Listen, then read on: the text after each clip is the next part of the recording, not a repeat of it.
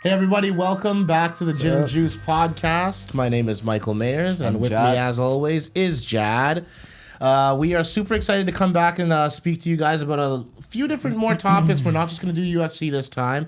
In fact, we're actually going to start off with the NBA All-Star Game that took place on Sunday. So let's just get right into it. Now, the format was a little bit different this time, proposed by Chris Paul, the head of the NBA Players Association.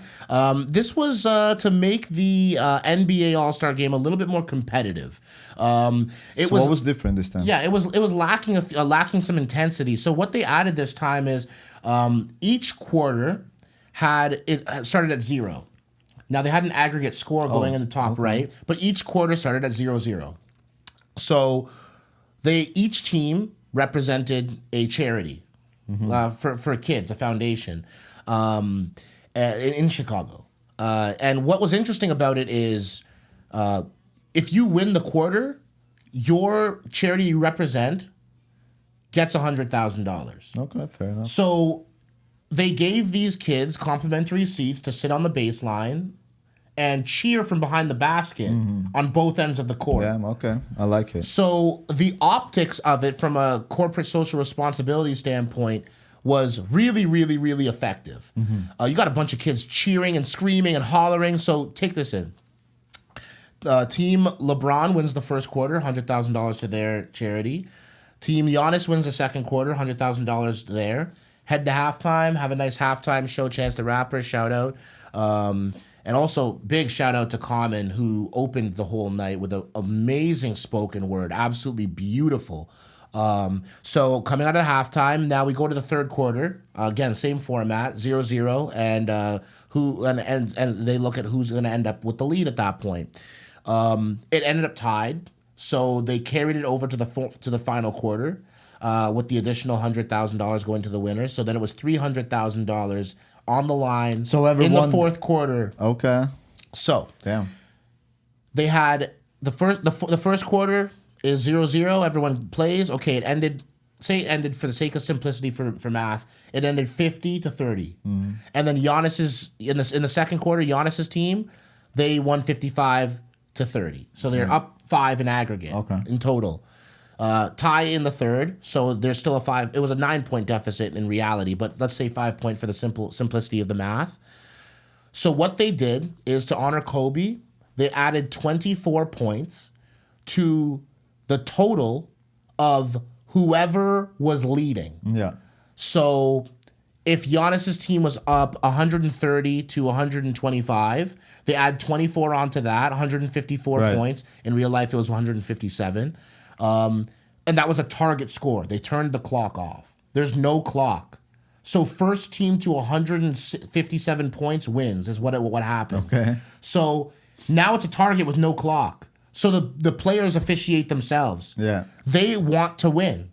So now the players are playing with intent. They're fouling each other. They're diving on the floor for loose balls. They're playing lockdown defense. You got Kawhi Leonard going off for 8 3-pointers.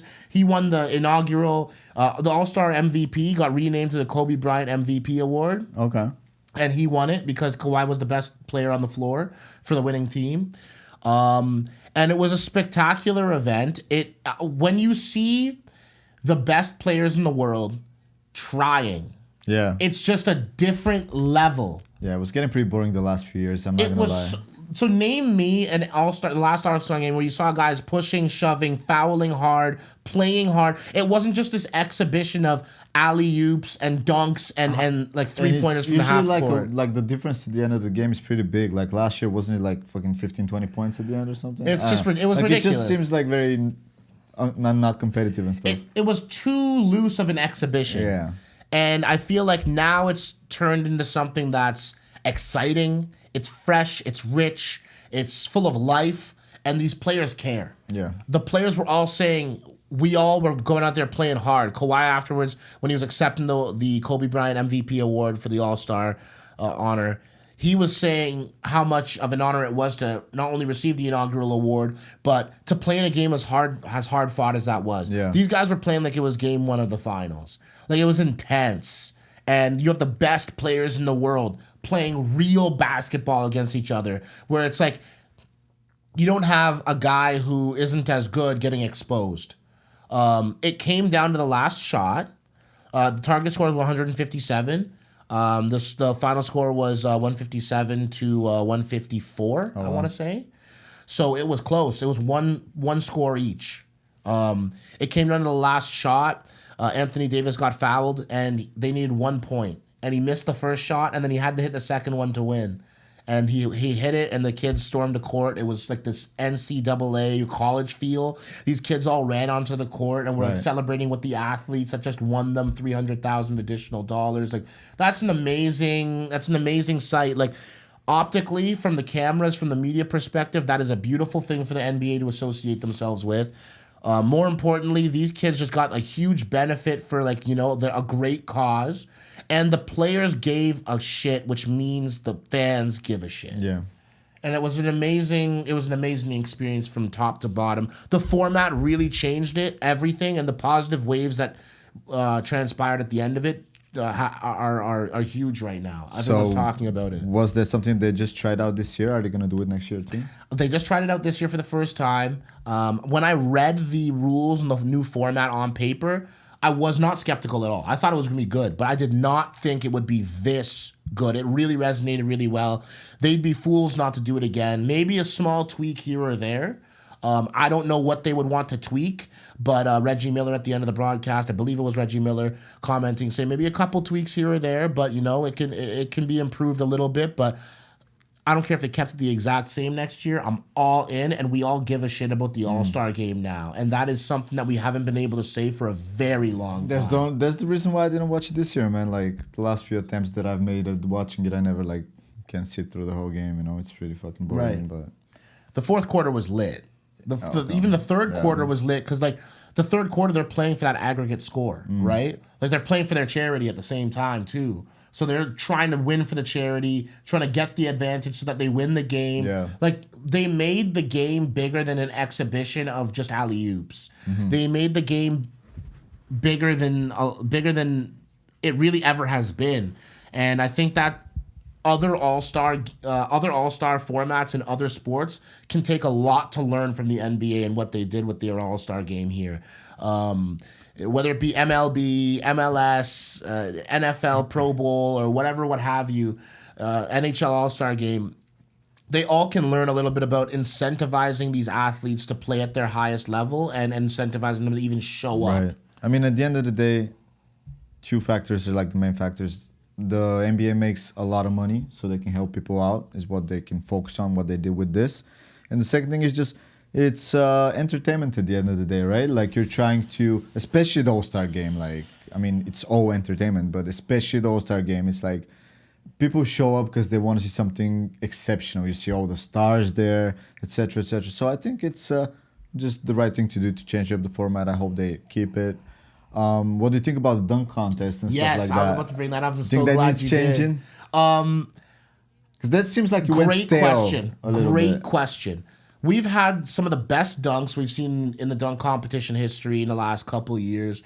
Specifically this year with Derrick Jones Jr. versus Aaron Gordon in that final. And a couple of years ago with Aaron Gordon versus Zach LaVine.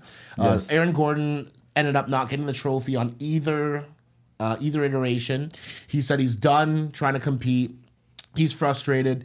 Ja Morant afterwards, this young stud point guard for Memphis, was saying, this is why I don't feel bad about my decision to forego doing the dunk contest. It's basically ridiculous. And it's funny because I think, first of all, Aaron Gordon probably had the best dunk in the entire competition history when he went underneath both of his legs. Still didn't win didn't win it. Yeah. And he had that cradle, the one hand cradle up and under and coming and twisting his body, contorting like that off of Markelle Fultz off the side of the backboard. Amazing dunk. That all being said, I think Derrick Jones Jr. did win that competition. The jump over Taco Fall, who's 7'5" from Boston, was a little bit overrated from Aaron Gordon. Like, he barely cleared him. He had to hold onto the rim to not land on him. I think Derrick Jones Jr. had one of the better dunks in dunk history, where he went off the backboard through the legs over top of a dude and hit the dunk on the left side of the rim. That was amazing. Now, to go back to your original question, how do you add some spice back into this? I have a theory already. I've been thinking about this for a while. I think they need to have the judges score this out of 20, not out of 10. Sure, I get that. Why? Because it's harder for a judge to be like, 9? No, that's a 10. Than it is to be like, you know what? That's not 18. It's not 20. It's 19. You cut the in between. Now, you might say, oh, that's arbitrary. Like, numbers are numbers. You know, why would that make a difference? Well, we are all creatures of habit, and we all look at how past competitions have been judged. And if we have the same scoring system, when you give that 50, you're comparing it to all the 50s that have existed before. Okay. If you make it out of 100, 5 judges out of 20, you're going to have guys get 97s and 98s and not 50 because the dunk was spectacular. Yeah. 9 is where we've gotten to the point in the dunk competition is the judges are giving it's hard to even get a 9. If you do a spectacular dunk, you're gonna get a 10 like every single time. Yeah. And it's watered down what a 50 is. So to get our mind out of that, we need to change it and say what is it out of 100. True. And you reestablish a new norm. That's the way I look at it. I think so. They got to change that up for sure. It's ridiculous because, and also what I don't like is that the judges kind of like influence each other and like nudge each other on the shoulder. Like after it was done, when Derrick Jones Jr. won, they fucking had DJ Khaled judging a few years ago, right? And it's even more so. It's like they're influencing each other in the sense of like, oh, let's have another dunk off, so let's both give them both 50s, or let's all give them both 48s. So that they have to dunk again. Oh, it's a tie again. And then what happened is apparently one of the judges didn't give a 10 and he gave a 9, and it turned out that Aaron Gordon lost by 1 because of that. Yeah. He got a 47 and Derrick Jones Jr. had a 48. They apparently, we wanted to give another 48 so that they'd have to keep dunking. It's like, why are we trying to match the dunks and make them even to each other? Like, whoever wins should win. If you're going out of 100 when Aaron Gordon goes underneath both of his legs, that's 100. Yeah. And everything else might be a 98, a 97, a 99, but it's not that. I feel like it's going to be a lot more accurate that way. It will be more accurate. Out of 50, like everyone understands what a grade is out of 100. Everyone, when you get marked with your schoolwork, when you get marked with all that different stuff, we're all used to basing things out of 100. Yeah. And I think we need to change that format and actually like, we will intensify the competition to win it if you take it a little bit more seriously, like they did with the All-Star game. Sure. I agree. They got to change something up for sure. And bring fucking Vince Carter back to the dunk Oh, my contest. God. He's still hitting those one of those 360s. walkers. He's still hitting 360 I know, standing I know, crazy. I know. He's 42 years old. It's 40 absolutely fucking insane. He's the OG of this Yo, stuff. they got to for real, like, invite Vince Carter for one last one. I think my that's going to God. draw a lot of attention. Right? That would. It would be Yeah. exciting to watch him, getting out there. This Like, fucking one of the last left superstars, especially with fucking Kobe gone. Dwight now, Howard was a huge disappointment. That was just not his dunk. His dunks were whatever. They were like back in the day? No, like, back in the day, Dwight Howard was a beast. Yeah, when he touched the When fucking what happened just now was kind of wild. I didn't see that. Also, low key, one of the best dunks. Pat Connaughton, huge shout out to White Boy Slim out here. This dude went and jumped over a dude, grabbed the ball, touched the backboard, and dunked it. Low key, one of the nastiest dunks because that was.